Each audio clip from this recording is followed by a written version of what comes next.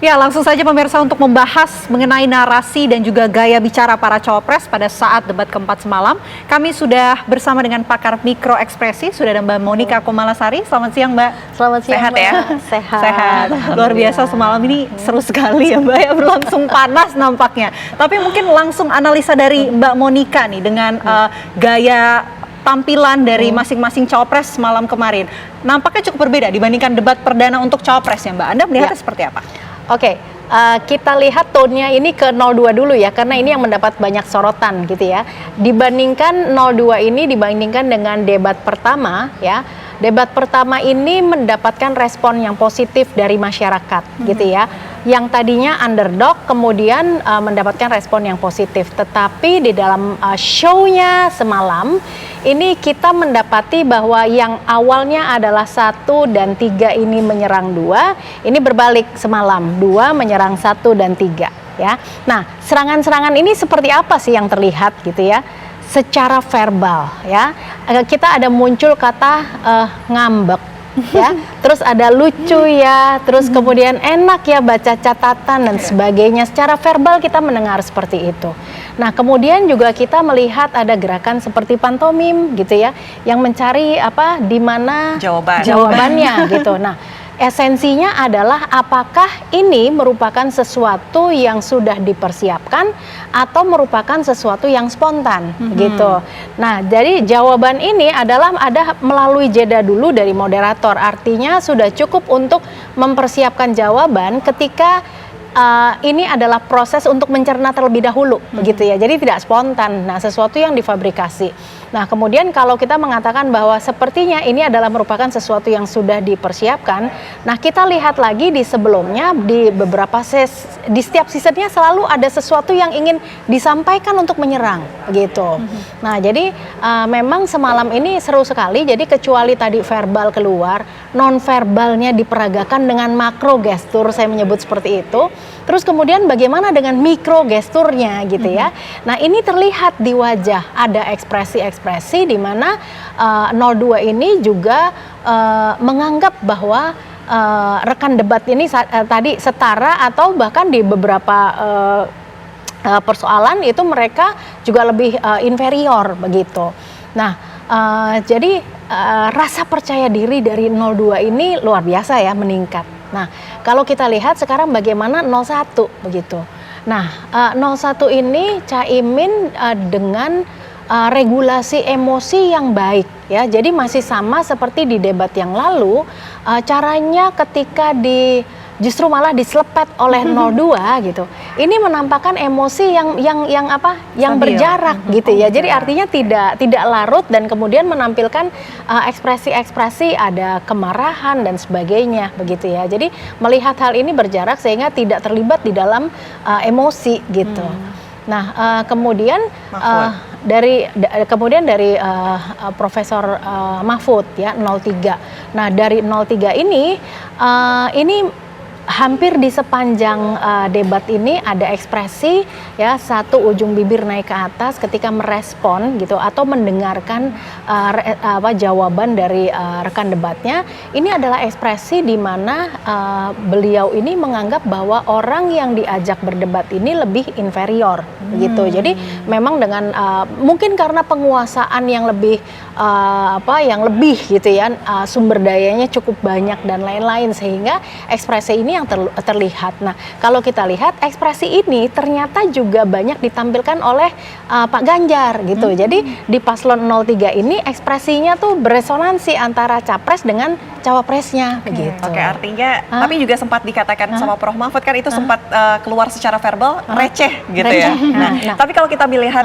Gibran kemarin malam, ini tampaknya gaya dia bukan gaya ketimuran, lebih ke western ya. Iya, betul. Caranya dengan menyerang seperti itu menganggap semuanya setara. Betul. Nah, kalau kita lihat dulu, kalau tadi Mana bilang ini gayanya lebih western ya. Satu, ketika di sesi awal aja udah keluar dari podium gitu ya, sampai akhirnya diingatkan gitu ya. Nah, saya menduga bahwa ini karena mungkin modalitasnya kinestetik sehingga bisanya jalan-jalan terus gitu. Padahal gitu, ketika memang di podium tetap bisa tenang juga begitu ya. Nah, ini biasanya kalau di barat orang mengakomodir untuk orang tuh bisa bergerak ke sana kemari begitu. Nah, kemudian ini ekspresinya adalah ekspresi yang tidak nampak di dalam keseharian atau dalam penampilan lain ya, baik dalam kapasitas apapun begitu ya. Jadi semalam ini mencengangkan karena seperti kita pernah bahas nih Mbak mengenai cross cultural gitu ya. Jadi orang Solo itu sama seperti orang Jepang bahwa mereka itu tidak boleh mengungkapkan ekspresinya secara eksplisit terlihat gitu. Mereka hanya boleh seperti itu di kamar. Nah ini tadinya benar-benar ditunjukkan ini oleh Mas Gibran, tapi semalam enggak, semuanya lepas begitu. Tapi menurut Mbak Monika nih, analisanya apa sih yang sebetulnya apa yang dicoba disampaikan oleh Gibran dengan tampilannya dia yang berbeda malam kemarin? Jadi ini adalah momen terakhir untuk abis-abisan, begitu ya. Jadi kalau yang pertama kemarin adalah dalam kondisi yang diserang, nah kali ini lebih menyerang lagi gitu. Jadi apapun akan dilakukan, yang belum dilakukan pun akan dilakukan gitu di dalam momen yang terakhir ini gitu. Kalau kita lihat ya pakaian juga yang dikenakan oleh Gibran ini tampaknya menggunakan jaket dengan motif gambar klan Uzumaki di Naruto. Itu anime loh. Ini ada keluarganya Naruto, itu klannya Uzumaki nih. Apa yang ingin ditampilkan? Malah sebelum itu juga sempat masuk pertama kali menggunakan pin One Piece loh. Iya. Ada animenya juga. Ya. Jadi ini adalah visual anchor yang sangat tepat sekali ya. Nah, si Naruto ini adalah riwayatnya kan adalah orang yang tersingkirkan, yang dikecilkan, tidak dianggap dan kemudian bisa menjadi pemimpin. Nah, ini juga pesan yang ingin disampaikan. Bahkan kalau kita lihat di belakang tulisannya Samsul ya, asam sulfat. Nah, jadi sesuatu yang tadinya dicemooh oleh masyarakat, justru ini akan diangkat menjadi suatu kekuatan dan menjadi label baru.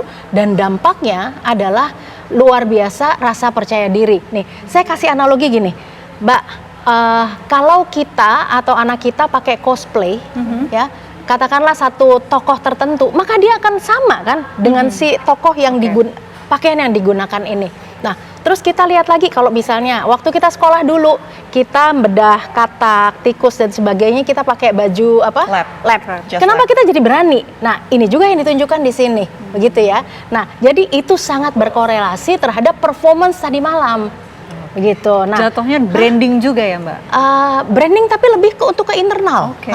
Di samping juga secara eksternal karena akan mendapatkan exposure juga dari Gen Z sampai dengan milenial begitu. Bagaimana dengan 03 yang memang setiap di debatnya ini masing-masing baik capres semua cawapres pasti muncul dengan ciri khas yang unik dan berbeda-beda setiap debatnya. Jadi 03 ini konsisten untuk menampilkan pakaian yang berbeda di setiap sesuaikan dengan tema ya. Nah kali ini ketika masuk itu menggunakan pakaian kayak pencinta alam seperti itu, tetapi ketika di sesi tanya jawab baru pakai vest. Nah pertanyaan saya adalah orang kalau pakai vest biasanya itu dingin, ada yang bilang dingin mungkin gitu, tetapi bisa nggak kita dengan satu hipotesis yang lain bahwa kalau orang pakai vest itu adalah melindungi diri gitu ya, atau pertahanan terhadap suatu ya cuaca dingin dan sebagainya. Tetapi kalau ini disampaikan pada saat sesi tanya jawab gitu ya, ini adalah beresonansi juga dengan dari segala apapun yang ditanyakan, ini beliau juga kemudian menahan diri, jadi defensif seperti itu. Mbak Monik, kalau kita lihat ini membahas yang tadi ya, kembali ke Gibran caranya dengan western style-nya dia ya. Ketika dia berbicara, banyak masyarakat yang menganggap pro kontra, etikanya kemana, atau mungkin ketika dia sudah berkata juga mohon maaf Pak Mahfud, ada kata-kata maaf juga ya. Nah, tapi ketika Gibran menyampaikan hal seperti itu dengan ofensif yang dia berikan kepada Mahfud dan juga kepada Caimin, ini bisa nggak diterima oleh masyarakat? Nah, kita kan ketimuran ya. Nah, jadi kalau kita lihat sebetulnya gaya generasi milenial dengan gaya yang generasi di atasnya, ini memang mereka nyolot begitu ya. Jadi kalau mungkin di gennya mereka sendiri it's okay gitu ya. Tetapi lihat lagi ini kan konteksnya konteks sesuatu yang serius levelnya begitu ya, diperhatikan dan ini akan menjadi apapun yang akan disampaikan oleh mereka ini akan menjadi sesuatu yang viral gitu. Nah, jadi kalau ini boleh atau tidak sih gitu. Ya kembali lagi ini tidak sesuai dengan etika ketimuran kita begitu. Oke. Tapi ketika merasakan diri bahwa setara, ini ada 3 panglima yang berada dalam satu panggung. Ketika panglima ini harus menyerang dengan cara apapun dong artinya, bagaimana? Nah, jadi kita kalau dibilang bahwa menyerang dengan cara apapun, sekarang menyerangnya itu juga sudah lebih personal juga, begitu ya. Jadi artinya ini apakah merupakan serangan balik dari sebelumnya Anies memberikan rating 11/100, begitu kan ya. Nah, ini terjadi nih sekarang gitu. Jadi kayak balas dendam gitu ya. Oke. Mungkin Mbak sekarang kita mau menganalisa ekspresi ya dari masing-masing cawapres pada saat mungkin yang paslon nomor urut 2 mencoba untuk memancing emosi dari 01 dan juga 03. 03 terlebih dahulu deh. Ini raut wajah dari Pak Mahfud pada saat memang disentil oleh Gibran. Ini nampaknya emang emosi yang terlihat dari raut wajahnya atau seperti apa? Ya, jadi kalaupun emosi yang nampak, ini wajar ya manusia seperti ini. Dan memang kenyataannya adalah rasa kesal itu muncul gitu ya.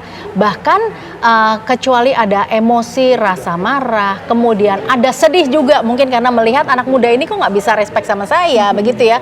Terus kemudian ada kebingungan juga yang ketika dikatakan bahwa tidak menjawab dan sebagainya. Dan kemudian si anak muda ini tampil seakan-akan dia yang paling benar begitu. Nah, jadi beragam emosi dari 03 ini juga muncul, artinya tapi wajar gitu ya ketika ini tidak sesuai dengan apa yang menjadi sumber daya dari meta program dari si Pak Mahfud ini sendiri begitu. Jadi ekspresi-ekspresi itu muncul.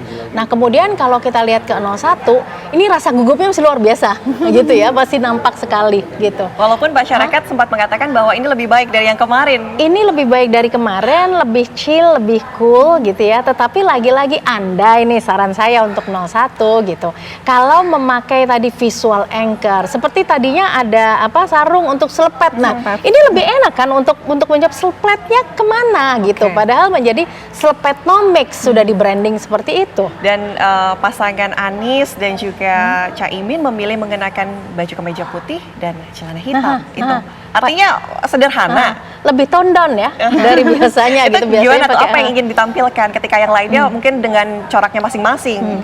Nah, ini di akhir debat ya kepada pers, Pak Anies mengatakan kita lebih mementingkan yang otentik daripada kosmetik, gitu ya. Jadi ini adalah pesan otentivitas yang ingin disampaikan oleh 01 ini. Bahkan kalau biasanya pakai kopiah, pakai jas gitu ya, sekarang tidak gitu. Jadi ini yang paling sederhana kan. Jadi ini yang diartikan sebagai otentik begitu. Oke, yang lebih diterima masyarakat itu yang seperti apa? Oke, bawah sadar manusia lebih mudah untuk tertrigger atau menerima satu pesan nonverbal, lebih dari 75% itu dengan bahasa nonverbal, karena manusia pada dasarnya adalah manusia yang visual. Melihat sesuatu terus kemudian menganalogikan, dan ini lebih mudah ditangkap oleh bawah sadar. Nah, apalagi masyarakat Indonesia 80% pendidikannya SMP gitu. Kalau disuruh debat agak susah untuk menerimanya. Begitu ya. Jadi memang kenapa gimmick gemoy dan sebagainya itu semuanya masuk di masyarakat, karena tadi logika berpikir semuanya kalah dengan dampak dari si bawah sadar ini begitu. Ada mungkin sikap dari paslon nomor urut 2 yang juga jadi sorotan masyarakat, mulai dari pada saat dia menyentil 01 dan juga 03 selama di sesi debat, tapi di akhir malah justru Gibran nampak menunjukkan kesopanan yang luar biasa untuk masing-masing paslon begitu, mencoba untuk menghampiri dan juga bersalaman. Anda melihatnya bagaimana dengan perubahan karakter di atas panggung dan juga di setelah sesi debat selesai? Ya, jadi ini kan baseline lagi yang ditunjukkan ya, ketika di akhir sesi salaman dan sebagainya itu adalah merupakan sesuatu yang normatif gitu. Jadi tidak merupakan hal yang bisa dianalisis apakah apa yang dirasakan oleh yang bersangkutan, karena bukan dalam kondisi yang high stake begitu. Oke, Mbak Monik, mungkin aku bisa menangkap ini sedikit, adalah narasi strategis atau narasi konseptual yang diucapkan oleh para capres ini. Yang mana yang lebih diterima masyarakat? Oke, yang lebih diterima masyarakat itu adalah yang tidak konseptual gitu ya, artinya lebih yang praktikal, yang bisa dengan mudah diterima oleh masyarakat gitu. Jadi seperti mereka sulit untuk kalau diajak berdebat untuk sesuatu yang policy, kemudian strategik dan sebagainya. Tetapi ketika disampaikan dalam bahasa-bahasa yang lebih tone down, kemudian menggunakan gimmick, nah ini lebih mudah diterima oleh kesadaran manusia begitu. Jadi alam bawah sadar manusia itu menyukai dengan sesuatu yang bersifat gambaran, sesuatu yang menyenangkan dan sebagainya, yang mudah diingat. Tetapi manusia hanya bisa berproses kira-kira 10-an% gitu untuk menerima sesuatu yang bersifat seperti tadi, sesuatu yang logik untuk diajak berpikir dan sebagainya. Gitu. Terakhir nih Mbak, ini juga jadi sorotan di media sosial juga soal setelah debat 01 sempat berpelukan dengan capresnya yang memang di debat sebelumnya ini tidak terjadi Berpelukan nampaknya. dengan goyang-goyang ya. Nampaknya 01 ya? Iya, ada kebanggaan tersendiri yang terlihat. Memang seperti disampaikan, Pak Anies itu sampai mengatakan 3 kali bahagia dan sebagainya begitu ya. Emang ini merupakan suatu kepuasan bagi 01 karena penampilan Caimin ini lebih baik ya daripada yang sebelumnya begitu. Jadi ini sempat berpelukan karena sebelumnya di debat sebelumnya adalah apa yang dikatakan oleh Pak Anies ini di-counter oleh tidak selaras gitu. Nah, kali ini tidak, masih dalam satu keselarasan gitu. Jadi kita pun bisa merasakan bahwa di 01 ini dengan ide-ide yang juga baik namun kurang bisa diterima oleh masyarakat secara umum gitu ya. Mbak Monik, terima kasih ya. Kita sudah menganalisa seperti apa nih kemarin debat yang berlangsung panas, serangan dari 02 kepada 01, 03 yang tadi dikatakan mungkin balas dendam ya. Debat keempat aja sudah seseru ini. Bagaimana dengan debat terakhir? Debat terakhir kita tunggu sama-sama. Terima kasih Mbak Monik sudah bergabung. Terima kasih.